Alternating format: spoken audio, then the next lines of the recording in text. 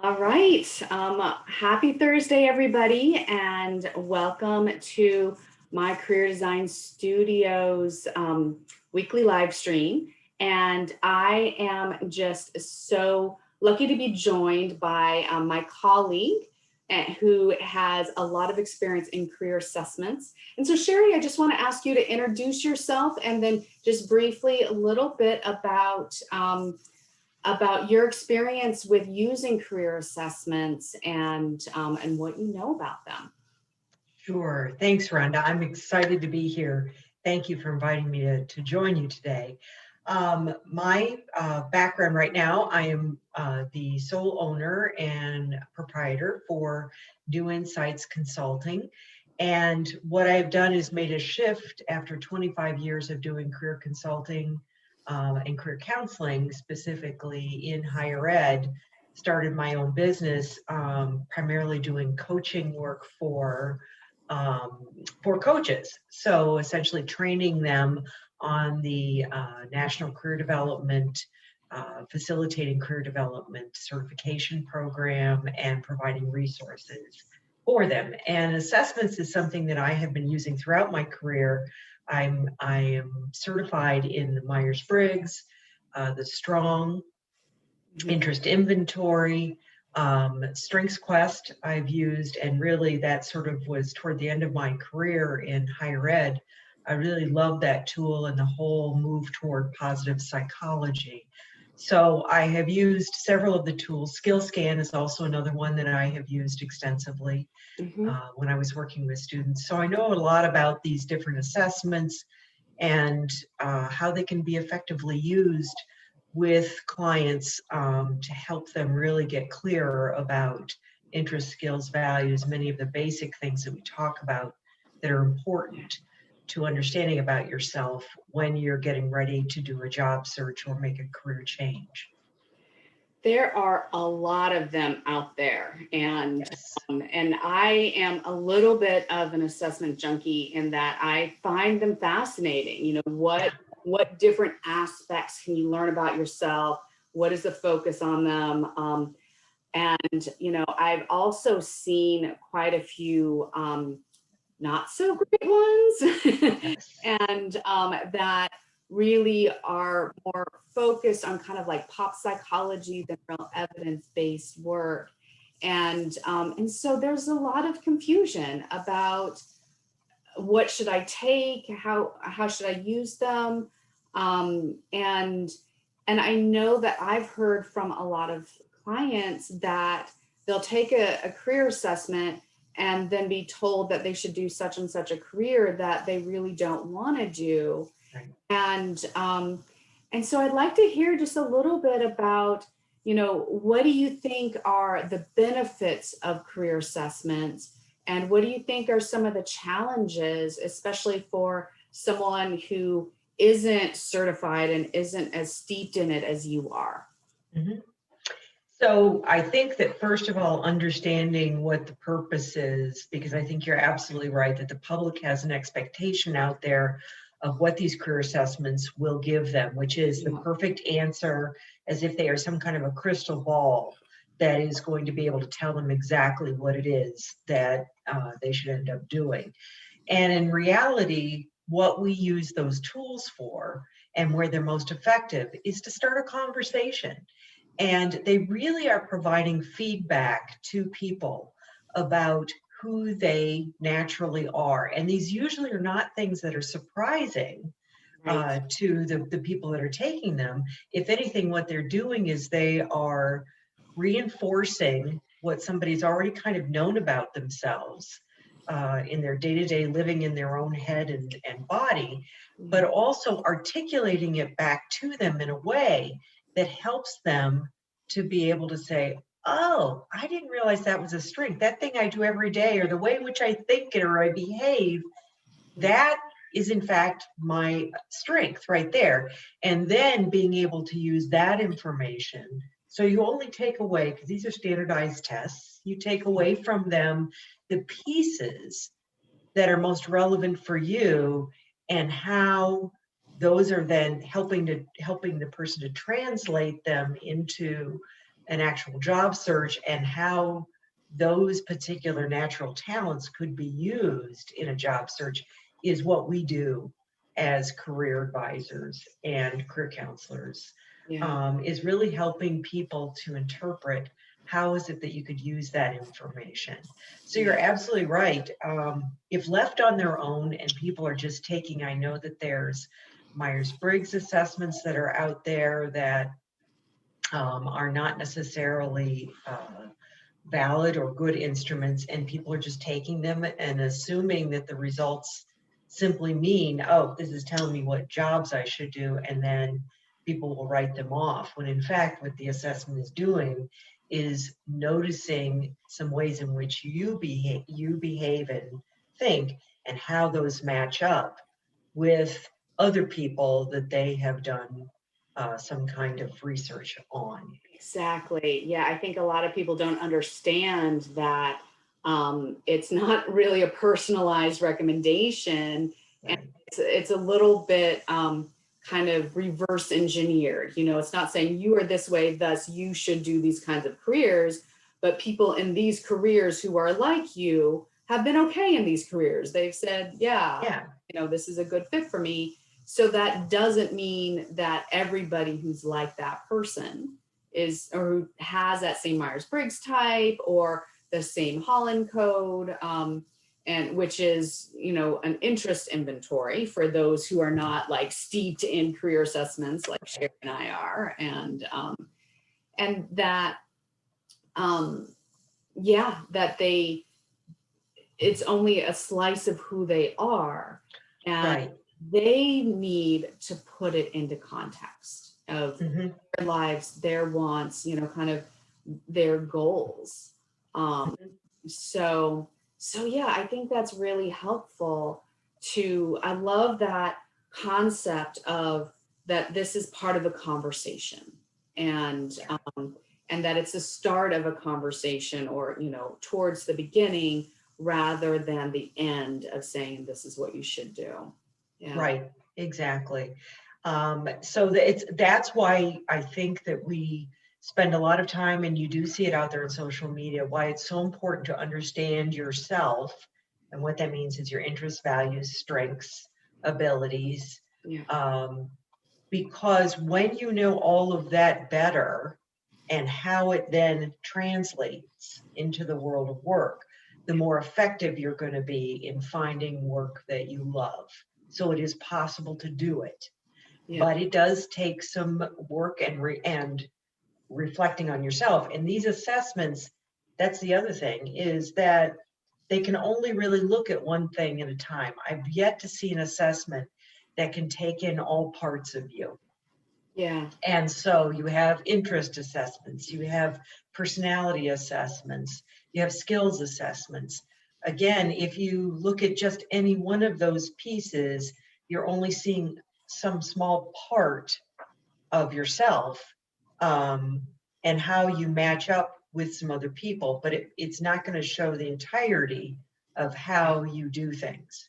And so Absolutely. that's why it's so important that when people take these assessments, that they then are able to talk with some other people, maybe friends, to get some validation. But then ultimately, if they're really stuck, to be working with a career advisor, somebody who's trained in Yeah. being able to use these assessments to a certain Yeah. degree. Yeah. I mean, it's interesting because, you know, when I was creating my career design studio, um, you know, one of the things that I was trying to do was to have a little bit of an all-in-one assessment. And um, and just like you said, it is not possible. Like either you would be spending and it's not necessarily efficient either. Like some information Mhm. you just need to tease out in different ways. And at the same time,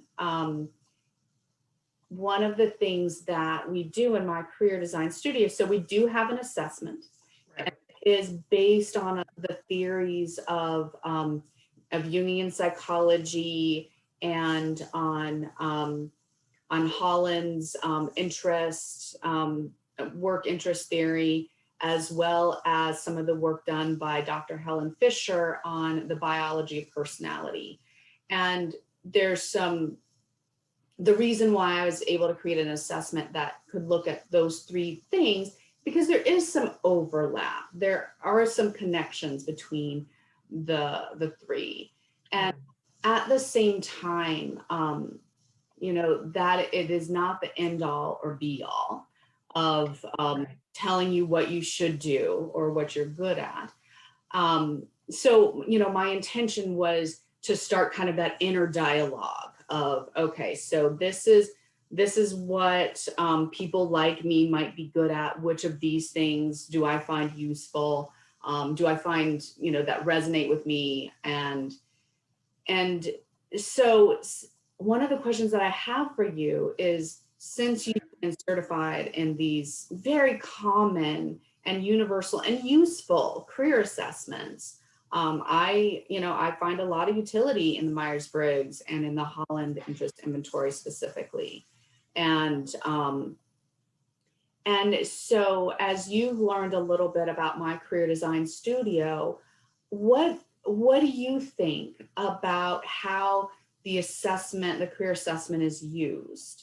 And what can job seekers get from going through that process? I think the first thing that astonished me when I looked at it is I have not seen a tool that goes beyond just giving you those results. So like the other standardized assessments, they just hand you those answers. Here are the jobs that you match up, or here's what the results are of the personality assessment, and leave it there. Whereas what my career design studio does is exactly what we've been talking about that advisors do, which is they look at the results of the assessment, and then what they do is they pick out the parts that fit for them. So there are exercises that follow that help you to examine and think about this tool in the right way, so that you're not expecting, you may go in expecting, for a user to go in and expect, as typically is the case, this is going to give me all the answers if I just take this assessment. What my career design studio does is say, wait a minute, you need to go beyond that. Now let's take that apart. What are the pieces or the sentences? What is it that resonates most with you? And then it's listening to all that information, asking you some other questions, kind of bringing it all together into a package. Again, similar to the way that we would do a summary if we were sitting with someone, and then helping you figure out how you're going to apply all of that in a job search, or to try something out, or the next steps of exploring career options. So that's how I see it, as really different. It can be more of a standalone tool, or used as a tool by career coaches, because it's an all-in-one package of exercises that you can assign depending on where your client is at, which is terrific as well. Yeah, I mean, that is one of the challenges when you have to go to all these different websites or these different kinds of career coaches to understand, what are my skills, what are my abilities, what are my values, and then how do you synthesize all of that in a way that helps you figure out what you want to do and how you're going to get that job. And that's one of the things that I just found, kind of frustrating, but also that makes the job seeker do so much work, and this stuff is hard enough as it is. Right. And sometimes the different assessments might give you conflicting information, because we are a bundle of contradictions, Right. We have different drives and different interests that don't always align. And so it is a matter of, how do you put all of these pieces together in a way that shows you something that's cohesive and that you can actually act on. Right. I think that can be the challenge, is how do you turn this knowledge into action? Yes. To me, I look at it as like language translation. You're trying to figure out how to take those pieces, as you said, and synthesize them, but also be able to translate them into what the skills and abilities are, as well as the work environments that might fit you the best. And so there's a starting point, but then you have to test out, you have to do your own research in terms of talking to people in industries. And again, my career design studio walks you through how is it that I then take this information about myself and test out how it fits without doing the job first, without getting yourself into a career and hating it, really taking the time. And it can feel daunting, but that's one of the things that really impressed me about this from start to finish with this tool. Yeah, I mean, I think that's true. It's useful for people to know that that figuring out what you want to do with your life, it does take time. It takes work. It takes reflection. And we have this idea that we should know what we should be doing. And I think in some ways, I've been a little bit guilty of doing this, of, kind of framing things as like your calling, or, your purpose. And that is not true for everybody. And, and I think that can be a little intimidating to be like, well, I don't know what my purpose is. So, maybe I just, don't deserve career happiness or something like that. And really, the thing that I love about the work that we do, Sherry, is that we meet and we interact with so many different kinds of people. And you start really realizing how everybody has something to contribute. And that we tend to lionize and, put people on pedestals. Like, you should be like, whether it is, Steve Jobs or Bill Gates or, or like Gandhi or Martin Luther King Jr., like have these ideas of, to be a successful person is to be something that is bigger than life. And when the reality is that every single aspect of humanity is needed to create a functioning society. Right. And so, like, I know I've talked to a lot of people that really love office administration, that they're really good with details, and making sure that every T is crossed and every I is dotted, and they feel like they're boring.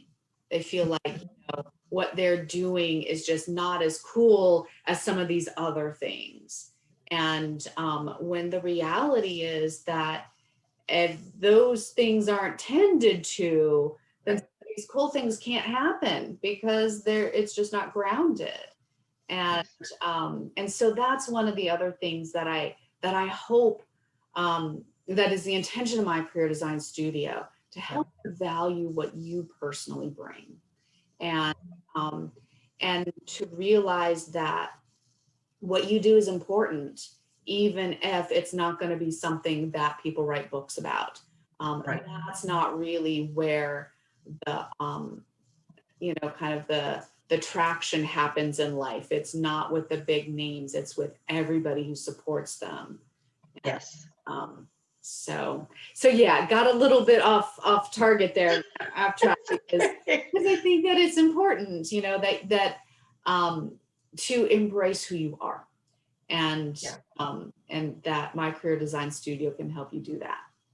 I absolutely agree with that. And I think that it's, like I said, it's a standalone program, that the assessments are exactly what they should be in this tool. Is they are the starting place, as you said, to help people figure out, when we say reflect on yourself, this is how you can do that. It's a guided opportunity for you to go through and figure out those particular pieces. It isn't just about your skills and your interests and your experience. Those alone won't allow you to be happy, no matter what it is that you are naturally good at. It's also the environment. So figuring out the kind of work environment where, no matter what it is that you're good at, that you are going to be valued. So tying it in with what you were saying earlier, that when people feel valued within the organization, even if they're not the person who is the leader and the one out in front. We can't all be leaders. You're right. We can't have a functioning society, but we can recognize, and I have worked personally with people like just what you're describing, that the place wouldn't function without them. And you sit in amazement in how they just are able to do what they do without really always understanding themselves how they did it. And they don't see it as extraordinary. But the honest truth is, it is extraordinary because, I can't do it or other people can't do it the same way and with the same incredible results consistently. Yeah. So that's the key in really understanding what a strength is. It isn't always something that is extraordinary to you. It's every day probably to you. That is such a good point. Yeah, it is. It's the stuff that you take for granted that is often the things that, just knock other people off their feet. Like, I don't know Yeah. how you do that. Like I would make a huge mess out of that, or that would drive me crazy. But yet you're just able to like find your way through or organize things or, just think about things more creatively. Yeah. Yes. So Yes. I want to just take a minute and just, look at my career design studio and Mm-hmm. how it, how it uses a career assessment. And so basically, what Sherry and I are talking about is that you start with what we're calling the raw materials. And so this is the who you are and, what you want out of life. And so you can see that the career assessment, if you're doing this linearly and step by step, the career assessment's right at the beginning, but it's not at the very beginning because it's useful to just kind of take a step back and think about a few things. So the foundation of my mosaic, you're asking yourself some questions like, okay, computer, work with me here. There we go. So what are your goals? Some possible job titles and what I enjoy doing. So this is a lot of what Sherry's talking about, the positive psychology. Let's start with what brings you joy. And let's think about what do you do easily that other people find difficult. So I should really use a different example than one that says test, but that's what I'm working with today. But yeah, once you've started thinking about what do you enjoy, then the assessment, that's just something that is fairly, you agree, you disagree with these different statements. And then it really is these results activities where you are selecting what are the things that resonate with you and what don't.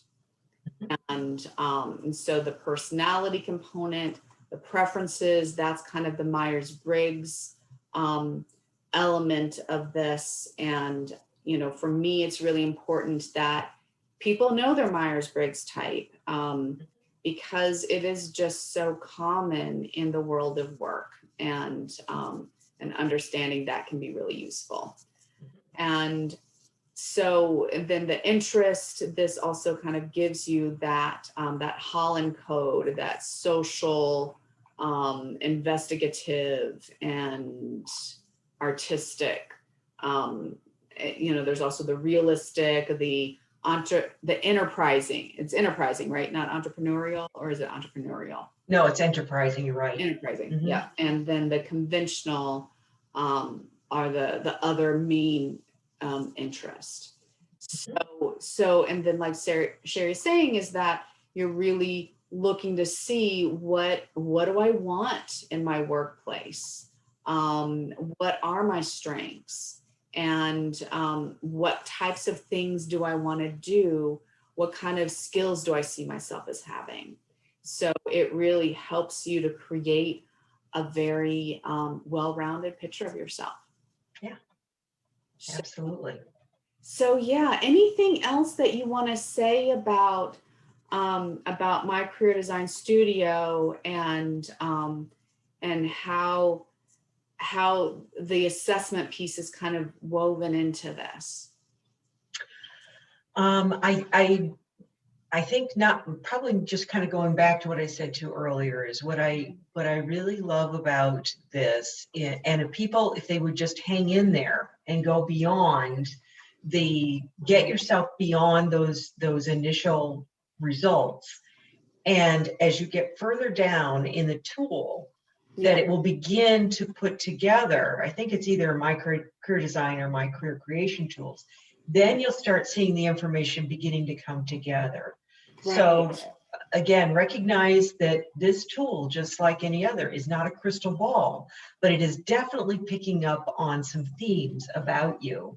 And Right. how can you use those themes and those patterns in a way that is going to help you to be able to identify the type of work that you would love. And then knowing that, you're going to better be able to figure out where that fits into the world of work. So it's a Yeah. fantastic tool, I think, Yeah, and I I would encourage everybody to try it.